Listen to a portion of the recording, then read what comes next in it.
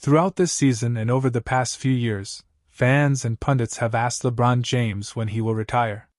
But each time the question comes up, the Los Angeles Lakers star still has offered no definitive answer. At 41, James is still playing stellar basketball while keeping the Lakers competitive in the Western Conference. And while injuries have fueled retirement speculation, it's clear that Bron is still not ready to walk away from the game he loves. Recently, James has made one thing certain, though: he is very much looking forward to life after the NBA. "My family deserves all my time," he said in an interview with ESPN's Dave McMenamin. "Then me? I deserve my time too. Because I've dedicated to this sport for so long that I'll be happy as F.K. when it's all done to get the F.K. away and give myself some grace." Making up for lost time. With 4 NBA titles, along with 4 Finals MVPs, 4 MVPs and 22 All-Star selections, James has virtually checked all the boxes of the proverbial all-time great checklist. Despite having these accomplishments, LeBron continues to chase greatness, but not without a huge personal cost, particularly for his wife, Savannah James. Bron and Savannah started dating in high school before getting married in 2013. Since then, they have become one of the most iconic power celebrity couples. However, that status has been built on years of behind-the-scenes understanding, patience, and sacrifice. According to King James, the thousands of games as well as the commitments he has off the court have kept him away from Savannah. He got lost in his own journey. And once that ends, Bron knows what he is going to do immediately during his post-retirement life. "Hell yeah. My wife is going to get a lot of F.I.N.G. time because I've had to sacrifice not being with my wife a lot," he said. "Because I wanted to be the greatest player that ever played this game." The same goes for the 3 children they created. Savannah and James have an 11-year-old daughter, Juri, who's not going to follow in her father's footsteps.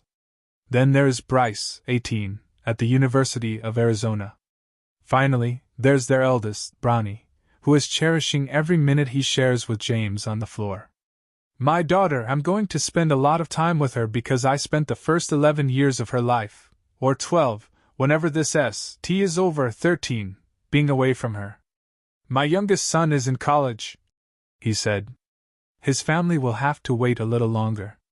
The Lakers are currently leading 3-2 in their first-round series against the Houston Rockets. They won the first 3 games but have so far failed to finish the series once and for all, recently falling short at home 99-93. James is averaging 21.5 points on 43.9% shooting from the field, 8.3 rebounds, and 8.8 assists through 4 games. Right now, his legacy is at risk of getting stained by a squandered 3-0 series lead. Although James has already given a glimpse of his post-retirement plans for his family, he will not walk away from basketball after such a historic failure. At some point, LeBron will know when it's time to stop that chase and slow down to appreciate what he's been working so hard for. But now is not that time.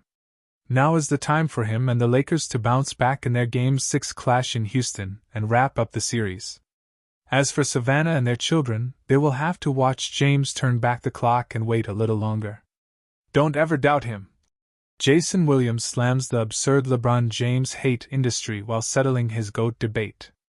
Jason Williams explains why LeBron James deserves much more than what he gets, and certain sections always want to put him down. LeBron James has redefined the term longevity in the NBA. In his 23rd season and still going strong, he never fails to show up when needed. As seen in the recent first-round series between the Los Angeles Lakers and Houston Rockets, James decided to turn back the clock.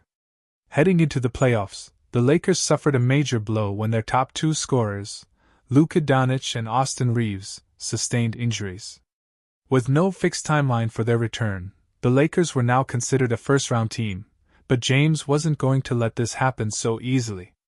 Stepping up during this crisis, LeBron not only increased his scoring output but also became the team's floor general, orchestrating the offense and finding teammates in their spots.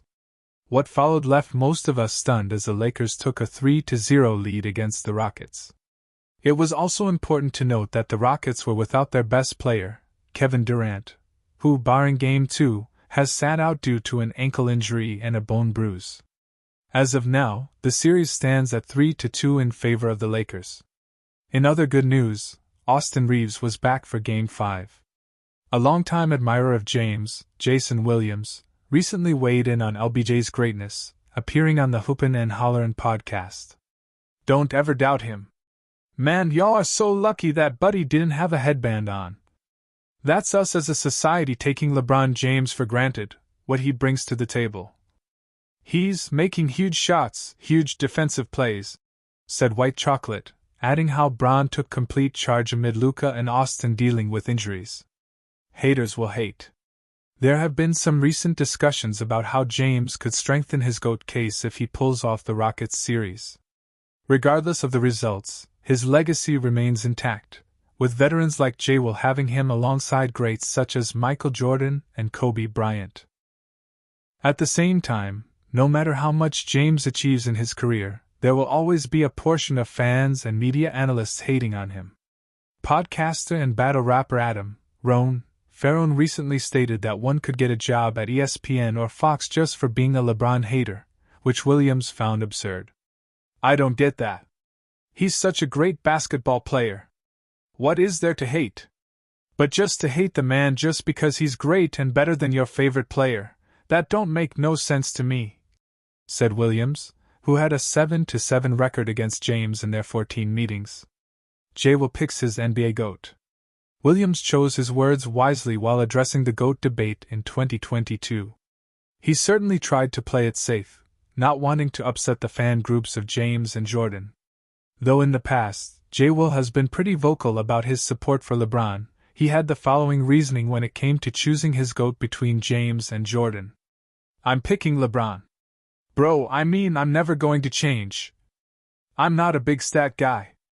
I think it matters a little bit, but I just look at you as a player.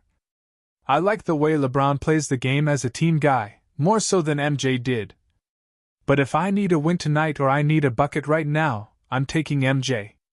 But as a player, I'm taking LeBron, explained Williams in one of his old interviews. As much as the media and fans enjoy pitting LeBron and Michael against each other in debates, the two share a relationship marked by respect. Ever since his 2003 debut, James has often been compared to MJ, a blessing and a curse for him. This series is a lot closer than people give it credit for.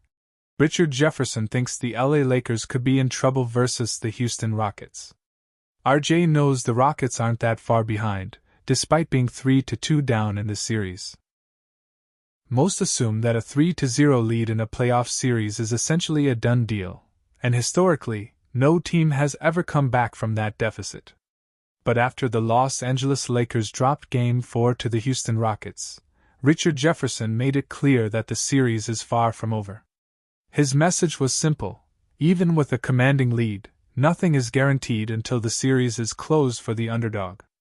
Speaking on the Road Trippin' podcast, Jefferson emphasized how momentum in the playoffs can shift in an instant, and consecutive losses are all that the opponent needs to believe in turning the odds. Thus, despite the Lakers being up 3-2, they cannot afford to be complacent. This series is a lot closer than people give it credit for. This series could easily be 2-2 right now, Jefferson said. The Lakers are not out of the woods yet. Most of the time, you're up 3-0, and you're saying, oh, we got this. Well, they're the underdogs, and they got to keep playing like this. They still should not be favored until the series is over. That's my humble opinion.